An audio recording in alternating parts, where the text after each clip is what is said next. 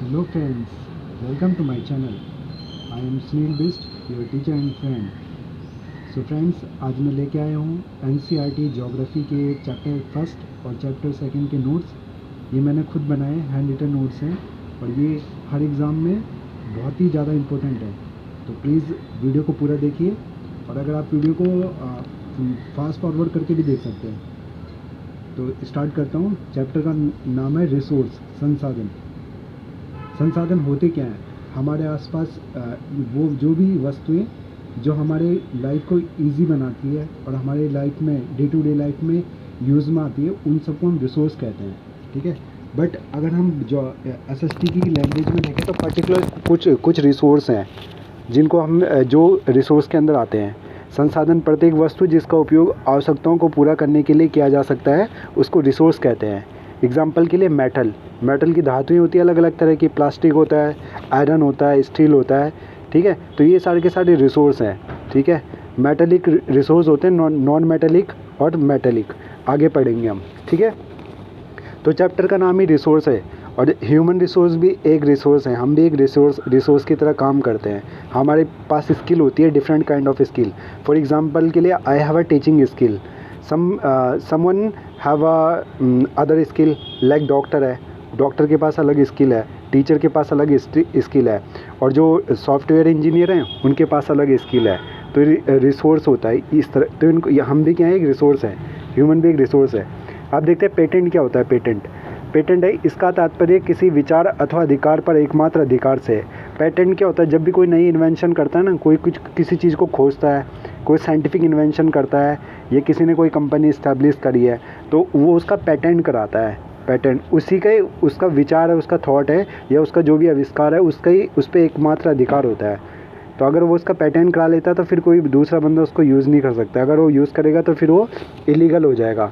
अगर किसी को यूज़ करना है तो पहले उससे अनुमति लेनी पड़ेगी, तो इसको पेटेंट कहते हैं फ्रेंड्स।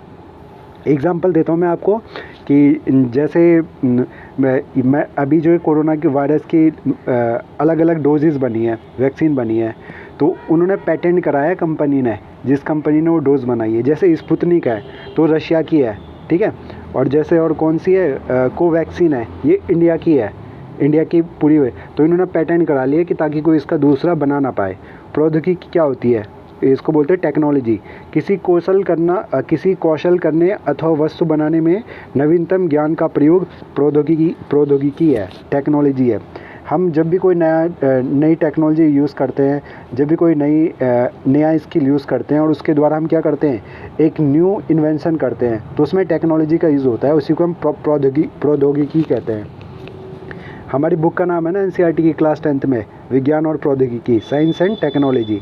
संसाधन के प्रकार देख लो, टाइप्स ऑफ रिसोर्सेज। अगर आप इंग्लिश मीडियम को है तो आप भी इसको देख सकते हो आराम से। टाइप ऑफ रिसोर्सेज प्राकृतिक होते हैं, ठीक है, नेचुरल होते हैं, मानव निर्मित, ह्यूमन मेड, और हम खुद में एक रिसोर्स हैं, लास्ट वाला जो है मानव। तो प्राकृतिक रिसोर्स जो होते हैं, नेचुरल रिसोर्स, उसमें मिट्टी आती है, मृदा, वायु, नदियाँ, पहाड़, ठीक है। और जो मानव निर्मित है उसमें आता है सड़क, मशीन, वाहन। मानव निर्मित मतलब हमने बनाया जिनको। फॉर एग्जांपल के लिए सड़क, machine, different kind of machine made by human. और एक ह्यूमन खुद में भी क्या है, एक रिसोर्स है। अब देखते हैं नीचे वाला, इतना क्लियर है, बहुत ईजी है। वास्तविक संसाधन क्या होते हैं? वे संसाधन होते हैं जिनकी मात्रा ज्ञात होती है, जैसे पश्चिम एशिया में खनिज तेल, जैसे हमारे जो अरब कंट्रीज़ हैं, जैसे Iran, Iraq, Afghanistan, Kuwait, Saudi Arabia, ये फेमस है ना तेल के लिए। तो वहाँ पे जो संसाधन हम लोगों को पता है वो, तो उनको कहते हैं वास्तविक संसाधन। वे संसाधन होते हैं जिनकी मात्रा ज्ञात होती है, जैसे पश्चिम एशिया में खनिज तेल। संभाव्य संसाधन क्या होते हैं? वे संसाधन, ये इंपॉर्टेंट एक आता है हमेशा क्वेश्चन, व्हाट इज़ अ संभाव्य संसाधन? वे संसाधन जिनकी संपूर्ण मात्रा ज्ञात नहीं हो सकी है। जैसे एग्जाम्पल के लिए लद्दाख में पाया गया यूरेनियम। यूरेनियम ये क्या है? संभाव्य संसाधन है। हमको पता तो है वो है लद्दाख में, लेकिन कितना है ये भी हमारे पास इतनी टेक्नोलॉजी नहीं है, या हमारी गवर्नमेंट ने इतना काम करा नहीं है उसके लिए, तो उनको कहते हैं संभाव्य संसाधन। जो हमको पता तो है लेकिन उसकी मात्रा ज्ञात नहीं है कि वो कितने रिसोर्स में है, कितनी बड़ी मात्रा में है। नीदरलैंड के पवन चक्की, तमिलनाडु के नगर कोइल में भी पवन चक्की है, और गुजरात के तट जो होते हैं, क्योंकि यहाँ पे कोस्टल एरिया है, अरेबियन सी है यहाँ पे, अरब सागर है, तो वहाँ पे बहुत तेज़ हवाएं चलती है और पवन चक्की के द्वारा क्या होती है, बिजली जनरेट होती है, इलेक्ट्रिसिटी जनरेट होती है। ठीक है। नवीकरणीय संसाधन कौन से होते हैं जिनको हम दोबारा दोबारा प्रयोग कर सकते हैं? ठीक है। वे संसाधन जो शीघ्रता से नवीनतम अथवा पुनः पूरित हो जाते हैं। उदाहरण के लिए सौर ऊर्जा, सोलर एनर्जी, पवन ऊर्जा, विंड एनर्जी, जल, वाटर, मृदा और वन, ये सारे के सारे क्या है, नवीनतम संसाधन है। ठीक है। इनको हम क्या कर सकते हैं, ये जल्दी से ख़त्म नहीं होते, एक बार दोबारा यूज़ करने के बाद हम इनको दोबारा यूज़ कर सकते हैं। और अनवीकरणीय संसाधन जिनका भंडारण सीमित होता है, भंडार के एक बार समाप्त हो जाने के बाद उनके नवीकृत अथवा पुनः पूरित होने में हज़ारों साल लगते हैं। एग्जाम्पल के लिए जो कोयला, पेट्रोलियम, प्राकृतिक गैस, इनको बनने में बहुत टाइम लगते हैं। ठीक है। इसीलिए हमारी गवर्नमेंट कहती है कि नवीकरणीय संसाधन पर ज़्यादा ध्यान दो, सोलर एनर्जी का यूज़ करो, विंड एनर्जी का यूज़ करो। ठीक है। अब जो इलेक्ट्रिसिटी गाड़ियाँ हैं उन पर बहुत ज़्यादा फोकस किया जा रहा है और आने वाले 2030 तक इंडिया का टारगेट है कि 30% यहाँ पे जो गाड़ियाँ वो इलेक्ट्रिसिटी से चले। सर्वव्यापक संसाधन क्या होते हैं? सर्व मतलब जो सारे जगह, व्यापक मतलब मिलते हैं संसाधन, वे संसाधन जो सभी जगह पाए जाते हैं। उदाहरण के लिए एयर हो गया, वायु सभी जगह है ना, हमारे आसपास वायु है, पानी भी है, धूप भी है। स्थानिक संसाधन, स्थानिक मतलब पर्टिकुलर किसी प्लेस के बारे में बता रहे हैं, वे संसाधन जो कुछ निश्चित स्थानों पर ही पाए जाते हैं। उदाहरण तांबा, लोहा, अयस्क, आयरन ओर बोलते हैं इसको इंग्लिश में। तांबा हो गया तुम्हारा कॉपर। मानव निर्मित संसाधन, लोग प्राकृतिक संसाधनों का उपयोग पुल, सड़क, मशीन इत्यादि आदि बनाने में करते हैं, मानव निर्मित संसाधन के नाम से जाने जाते हैं। तो जिनको मानव बनाता है, ह्यूमन मेड होते हैं, जो जैसे हमने ब्रिज बनाए हैं, बिल्डिंग्स बनाई हैं बड़ी बड़ी, हॉस्पिटल्स बनाए हैं, ठीक है, हमने गाड़ियाँ बनाई हैं, तो ये सारा क्या है, ये ह्यूमन मेड रिसोर्स, ह्यूमन के द्वारा बनाए गए रिसोर्सेज हैं, इसलिए इनको मानव निर्मित संसाधन कहते हैं। लोगों के कौशल, मानव संसाधन देखिए क्या होता है, ह्यूमन रिसोर्स। मनुष्य एक विशिष्ट प्रकार का संसाधन है, विशिष्ट मतलब जिसके अंदर कुछ स्किल होती है, अतः लोग मानव संसाधन है, ह्यूमन रिसोर्स है। शिक्षा व स्वास्थ्य लोगों को बहुमूल्य संसाधन बनाने के लिए मदद करती है। और जैसे हमारे पास अगर अच्छी एजुकेशन है और अच्छी हेल्थ है तो हम क्या एक हम बहुमूल्य संसाधन, कीमती संसाधन बन जाते हैं देश के लिए, और उस देश का तेज़ी से डेवलपमेंट होता है। जैसे हम वेस्टर्न यूरोप में देखते हैं तो वहाँ पे ज़्यादातर कंट्री डेवलप्ड है।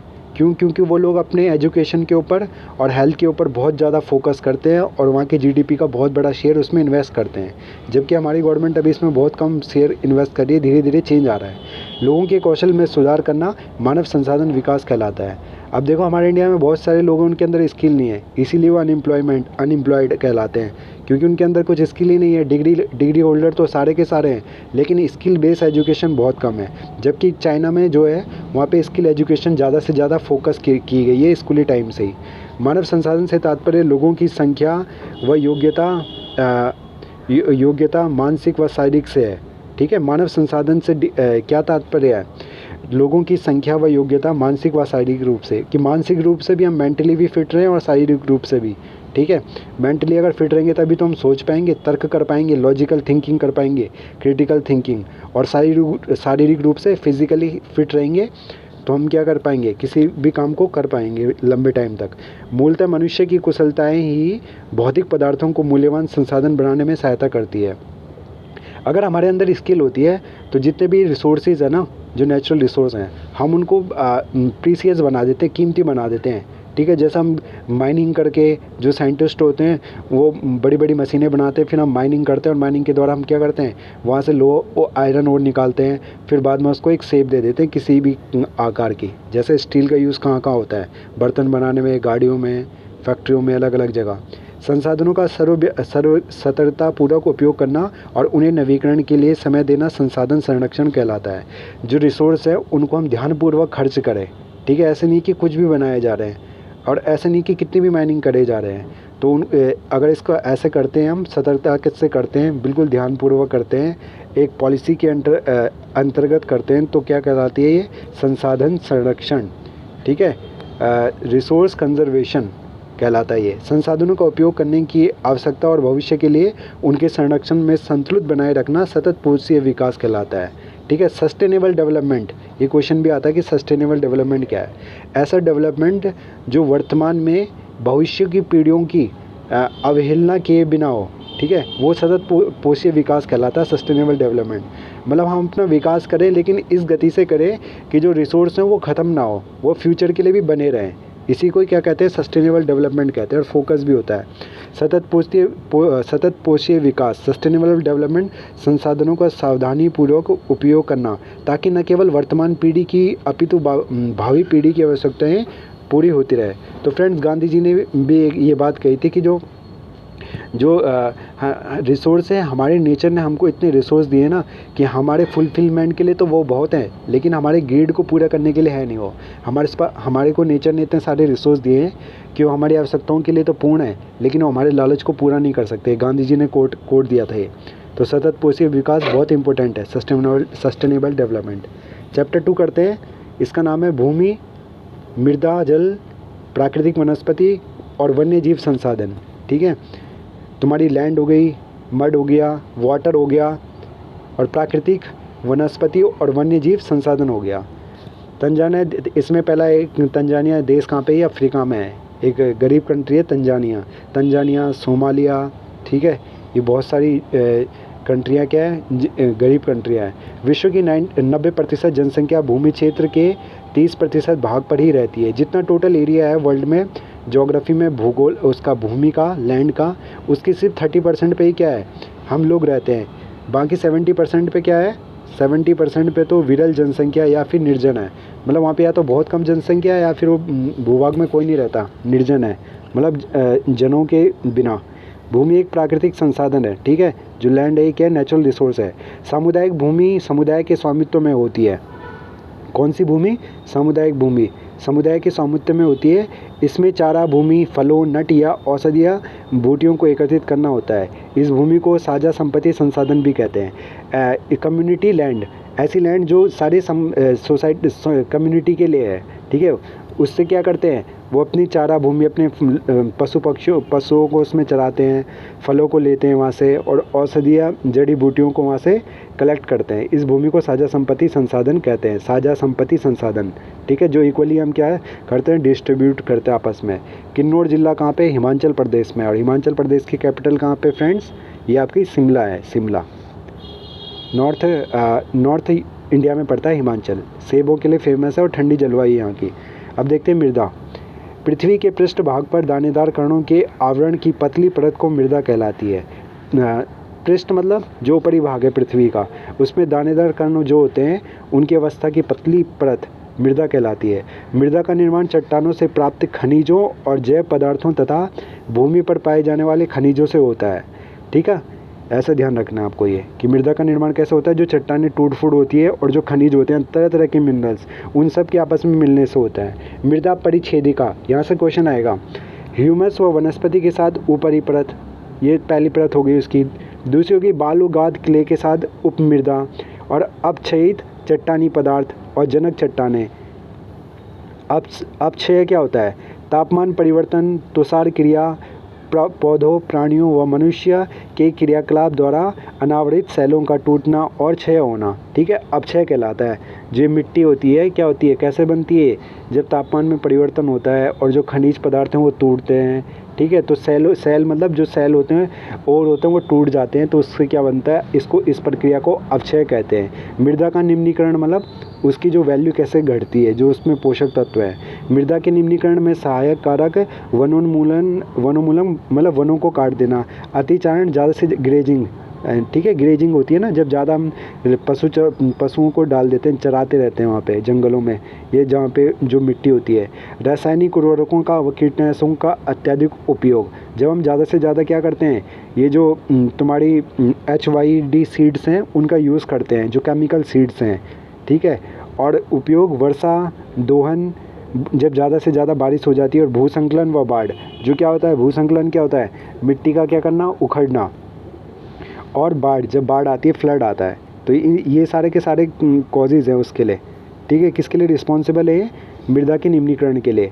वेदिका फॉर्म देखते हैं क्या होता है। वेदिका फॉर्म चौड़े, समतल, सोपान व तीव्र ढालों पर बनाए जाते हैं, ठीक है। चौड़े समतल सोपान व तीव्र ढालों पर बनाए जाते हैं। समोच्च रेखा जुताई एक पहाड़ी ढाल पर समोच्च रेखाओं के समांतर, ठीक है। छोटे छोटे हम खेत बना देते हैं इसमें, ठीक है।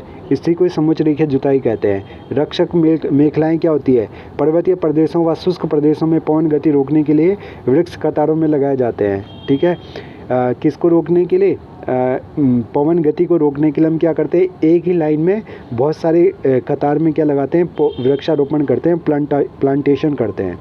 जल, यह नवीकरणीय संसाधन है। कौन सा? जल। नवीकरणीय संसाधन मतलब वे संसाधन होते हैं जिनको हम रीयूज़ कर सकते हैं, बार बार यूज़ कर सकते हैं, वो ख़त्म नहीं होते हैं। भूपृष्ठ का 3/4 भाग जल से ढका है, ठीक है।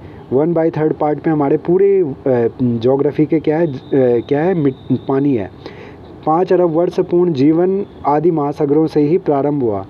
आज से 5 अरब साल पहले, ठीक है, 5 अरब साल पहले जीवन महासागरों से ही, ठीक है, ओशन से ही स्टार्ट हुआ था। अलवण जल केवल 2.7 है। अलवण जल मतलब वो जल होता है जो पीने योग्य होता है। कौन सा जल? जो पीने योग्य होता है। ये पूरे पानी का कितना? 2.7%। तो देख लो पानी की कितनी कमी है। इसका अंटार्कटिका, ग्रीनलैंड व पर्वतीय प्रदेशों में बर्फ़ की चट्टानों के रूप में पाया जाता है, ठीक है। ये बर्फ़ की चट्टानों में ज़्यादातर भाग इसका अंटार्कटिका में, ग्रीनलैंड में, पर्वतीय प्रदेशों में बर्फ़ की चट्टानों में। जैसे गंगा नदी है वो गंगोत्री ग्लेशियर से निकलती है हिमालय की। यमुनोत्री ग्लेशियर से निकलती है। 1% अलवण जल मानव उपयोग के लिए उपयुक्त है और हमारे पास सिर्फ इसमें से भी कितना है, 2.7 में से ओनली 1% हम उसको यूज़ कर सकते हैं पीने के लिए। वायुमंडल में जलवाष्प के रूप में पाया जाता है, ठीक है। पानी ज़्यादातर जो है पानी किस में पाया जाता है?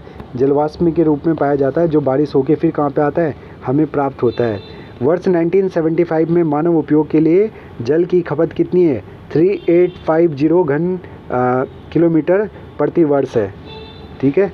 ये यहाँ पे पहुँचो मैं यहाँ पे, तो ये